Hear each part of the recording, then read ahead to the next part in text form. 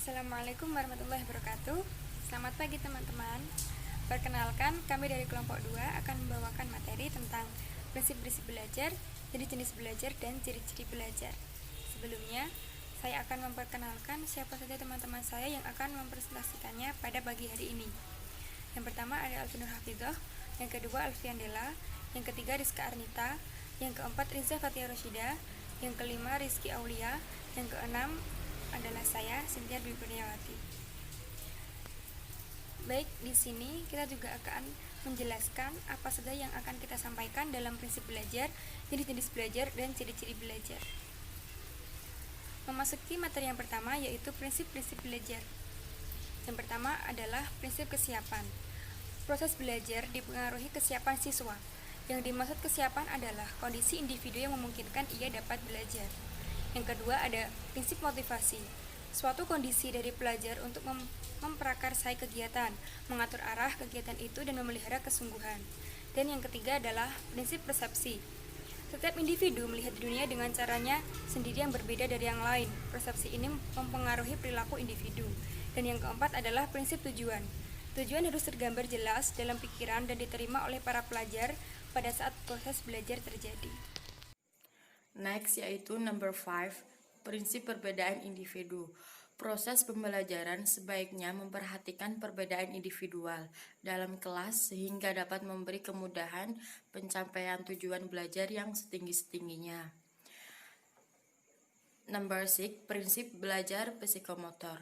Proses belajar psikomotor individu menentukan bagaimana ia mampu mengendali aktivitas ragawinya. Number 7, prinsip belajar kognitif.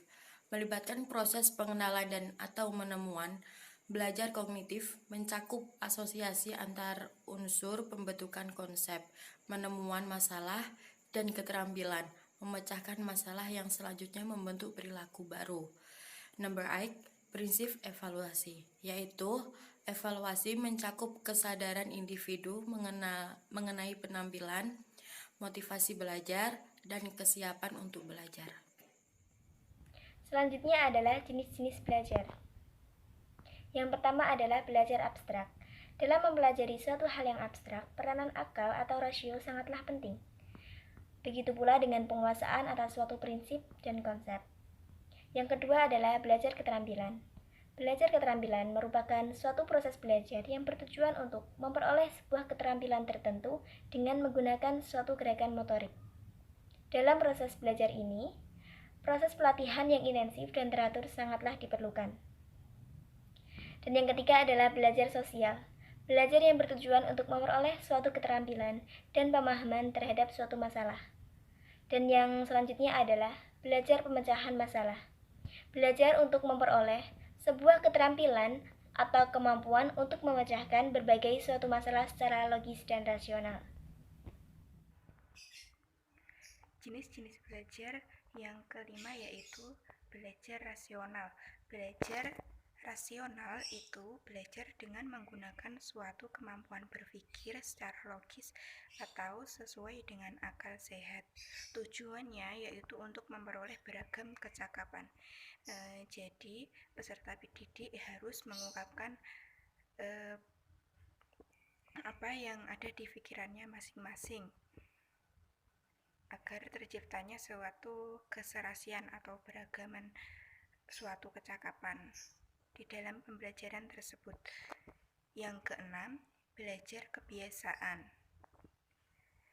Belajar kebiasaan yaitu proses pembentukan kebiasaan baru untuk perbaikan kebiasaan yang telah ada.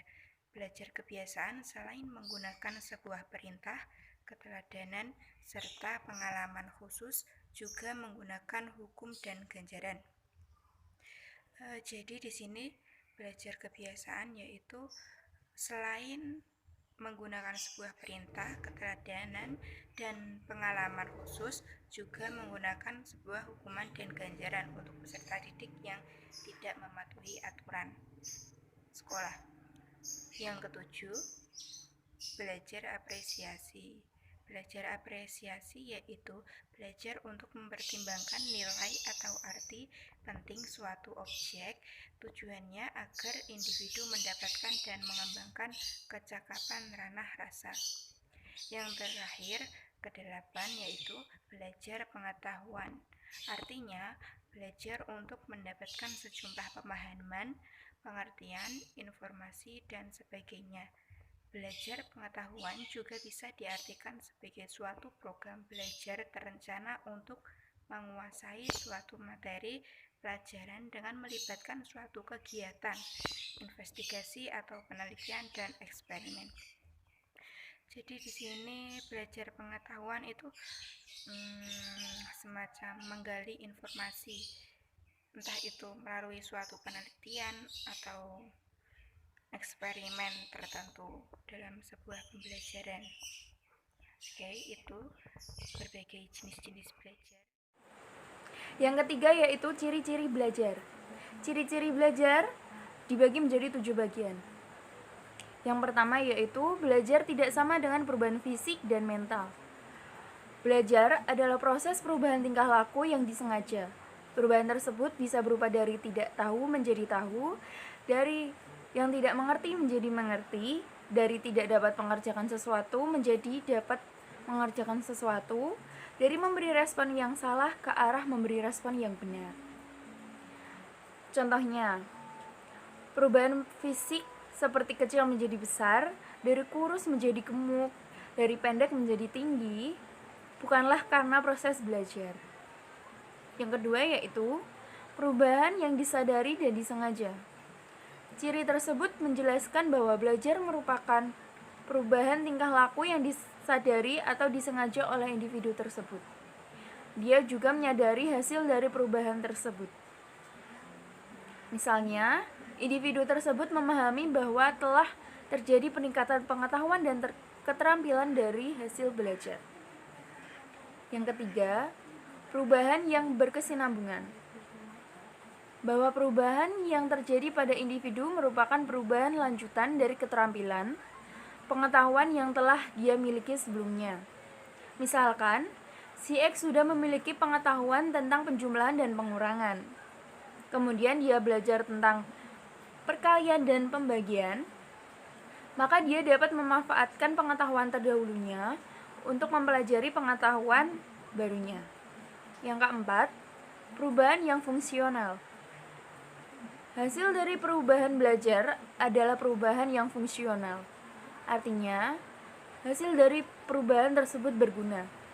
Hasil perubahan tersebut dapat dimanfaatkan untuk kepentingan masa sekarang atau masa yang akan datang. Misalkan, seorang mahasiswa Fakultas Pendidikan mempelajari mata kuliah teori pembelajaran. Suatu saat, materi tersebut akan bermanfaat untuk keperluannya menjadi seorang guru. Ciri-ciri belajar selanjutnya yaitu perubahan yang bersifat positif. Belajar adalah terjadinya perubahan pada diri individu. Perubahan tersebut harus bersifat positif atau ke arah kebaikan. Misalnya, seorang guru yang belajar tentang tipe-tipe cara belajar anak. Setelah seorang guru belajar, dia akan paham bahwa setiap anak memiliki cara belajar yang berbeda, sehingga seorang pengajar akan menerapkan metode yang telah dipelajari dengan siswa setiap harinya. Selanjutnya yaitu perubahan bersifat aktif. Hal ini berarti bahwa perubahan yang terjadi pada individu akibat belajar diperoleh dari kegiatan aktif individu tersebut untuk mendapatkan hasil dari perubahan tersebut. Yang terakhir adalah perubahan yang bersifat permanen. Hasil belajar merupakan hasil yang permanen. Jadi, orang dikatakan belajar jika dia memperoleh perubahan tingkah laku yang sifatnya permanen. Misalnya, seorang mahasiswa yang belajar tentang ilmu komputer, kemudian dia bisa mengoperasikan sebuah komputer. Kemampuan tersebut selanjutnya bertahan untuk waktu yang lama. Yang terakhir adalah kesimpulan. Belajar merupakan proses atau usaha dalam merubah jati diri seseorang.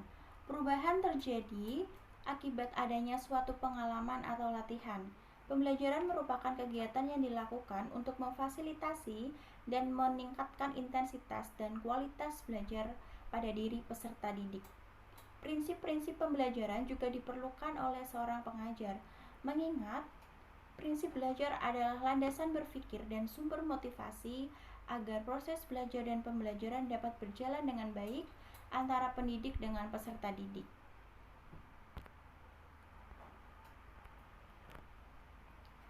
Sekian presentasi dari kelompok 2. Terima kasih atas perhatiannya.